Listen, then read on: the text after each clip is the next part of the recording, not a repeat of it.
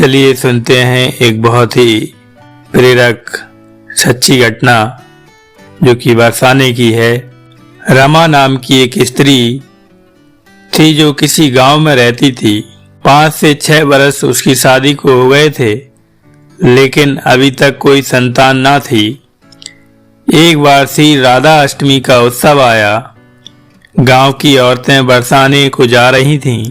औरतों ने कहा, तुम भी बरसाने चलो, राधा रानी बड़ी दयालु हैं, तुम्हारी गोद जरूर भरेंगी। वह कभी 7-8 दिन अपने घर से बाहर नहीं रही थी। उसके पति और सास ने भी उसे जाने की आज्ञा दे दी। बस उसने मन में ठान लिया कि राधा रानी मेरी गोद जरूर भरेंगी। जिस दिन उसे जाना था उसी दिन पैर में चोट लग गई। चला भी नहीं जा रहा था, फिर भी वह स्त्रियों के संग यात्रा पर चल पड़ी। सारे रास्ते ट्रेन में राधा कृष्ण का जाप कीर्तन चलता रहा। इस प्रकार सभी स्त्रियों के साथ वह बरसाना पहुंच गई। सभी नहा धोकर राधा जी के मंदिर में जाने के लिए तैयार हुए। राधा जी के महल में जब जाते हैं तो ऊपर बहुत सी सीढ़ियां चढ़नी पड़ती हैं। जैसे सीढ़ियां चढ़ने लगे वह स्त्रियों को बोली, तुम लोग आगे आगे चलो, मैं धीरे धीरे सीढ़ियों से आ रही हूँ। पैर में चोट लगने की वजह से चला भी नहीं जा रहा था। 2-4 सीढ़ियां चढ़ने के बाद उसका पैर मुड़ गया और वह नीचे गिरने लगी। तभी एक 7-8 साल की कन्या ने उसका हाथ पकड़ लिया। रमा बोली, बेटी आज अगर तुम ना होती तो मैं नीचे गिर गई होती। वह कन्या बोली, मैया ऐसे कैसे गिर जाने देती मैं तुम्हें। रमा ने पूछा, बेटी तुम्हारा क्या नाम है। वह बोली, लाडो नाम है मेरा, यहीं पास में रहती हूँ। वे दोनों सीढ़ियों पर बैठकर लाडो कहने लगी। वे दोनों सीढ़ियों पर बैठ गए और लाडो कहने लगी, मैया मेरे लिए क्या लाई हो। ना कोई जान पहचान और लाडो ऐसी बात कर रही है। रमा ने सोचा।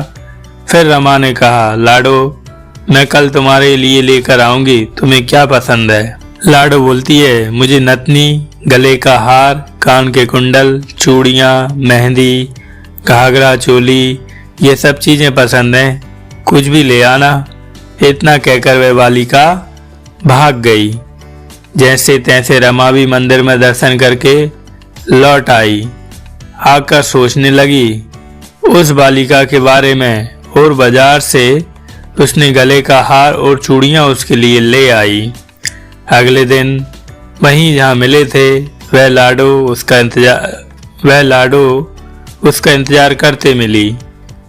चूड़ियां और गले का हार जैसे उसे दिया वह बोली, बस इतनी सी, और चीजें नहीं लाई, और वह मुंह फुलाकर बैठ गई। तब रमा बोली, अभी मैं 8 दिन यहीं पर हूँ, रोज तुम्हारे लिए कुछ न कुछ लाया करूंगी। यह सुनकर लाडो उसकी गोद में बैठ गई और गले से लग गई। रमा तो रोने लगी, उसे जैसे एक संतान मिल गई। खूब प्यार से उसके सिर पर हाथ फेरा। ऐसे ही वह फिर चली गई। रमा ने मंदिर से आकर घाघरा और चोली उसके लिए बनवाए। ऐसे ही रोज कुछ न कुछ वह उसे देती। एक दिन रमा कहती है, अब यह सारी चीजें मुझे पहनकर भी तो दिखा, कैसी लगती हैं। लाडो बोली, कल राधा अष्टमी है, कल पहनूंगी। इस बार लाडो के साथ एक लड़का भी था। उसे देखकर रमा ने कहा, आज पता नहीं मेरे मन में क्या आया, मैंने एक धोती और मुकुट मोर वाला लिया है, क्या मैं इसे दे दूं।